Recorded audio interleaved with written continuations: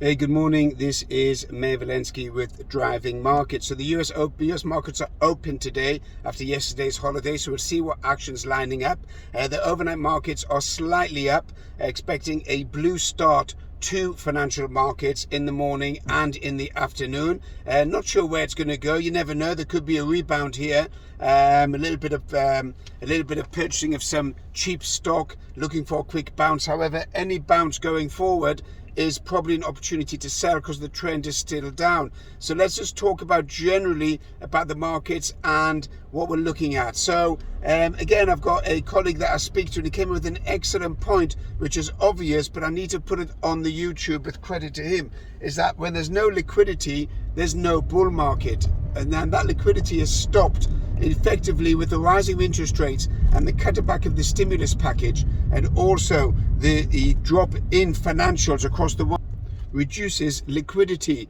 And obviously also one of my senior colleagues yesterday says there's a lot of doom and gloom. There's not doom and gloom. Let's cut out the doom and gloom and just focus on the opportunities. Even when asset prices go down, and obviously I'm talking them down because I do believe that there's a lot of inflated prices there, but even when asset prices go down, there's always opportunities in every market to make money. Whether it's a bull market or whether it's a bear market, it's always opportunities. You shouldn't be frightened just because it's a bear market and assets go down, because they don't go down in one straight line and stay there. There's always money on the sidelines waiting to pick up opportunities across the board, whether you're dealing in financial markets or whether you're dealing in jewelry or diamonds or property. There's always opportunities in every rising market and in every falling market. So I just want to be very clear here that there are opportunities to go long and opportunities to go short. Sometimes asset prices will drop too much,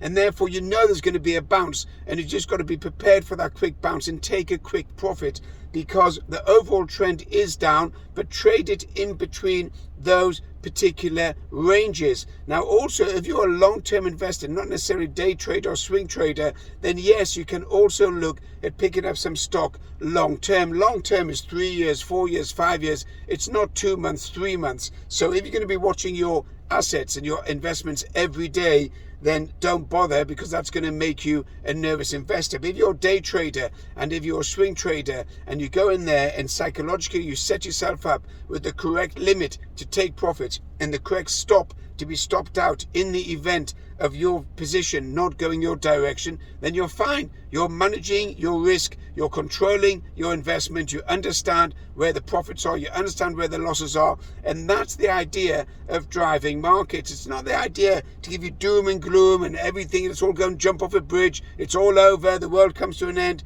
It's not true. I'm trying to give you a macro economic picture, but also a microeconomic picture.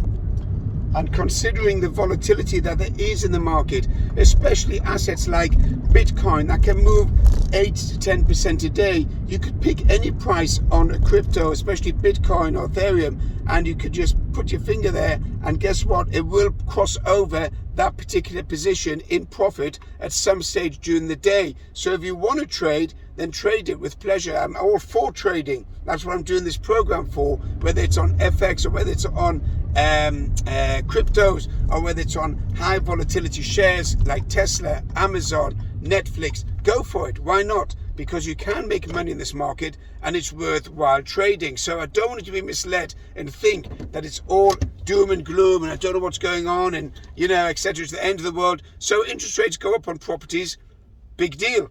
So there'll still be opportunities to buy properties at a rate that suits you. There'll still be opportunities to buy crypto, Bitcoin, Ethereum at levels that suit you. And there'll still be opportunities to buy Tesla, Amazon, high-tech stocks, Lloyd's Bank, Barclays, and they all move. They're constantly moving. So you can make money on trading. Just make sure that if you get in whatever price you get in, set your stop loss so you're limiting your downsides, set your limits so you can take your profits and trade wisely, trade carefully.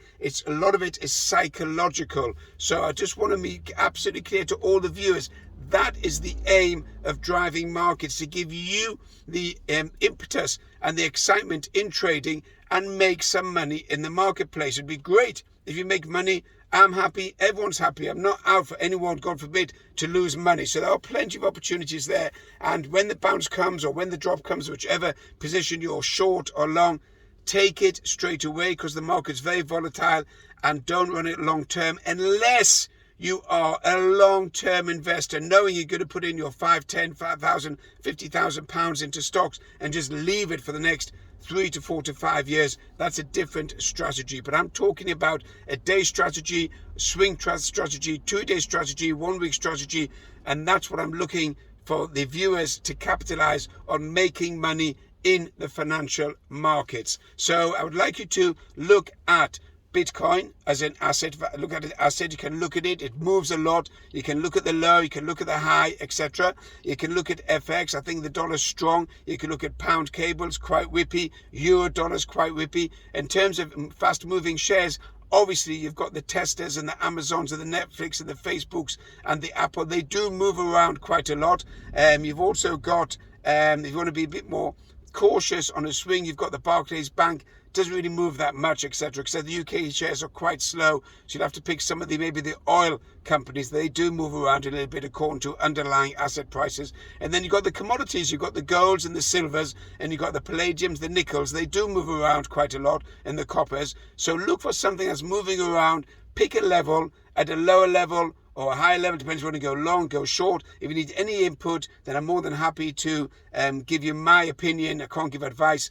That's more or less it. So you can subscribe, look at me on Instagram, Twitter, WhatsApp, LinkedIn.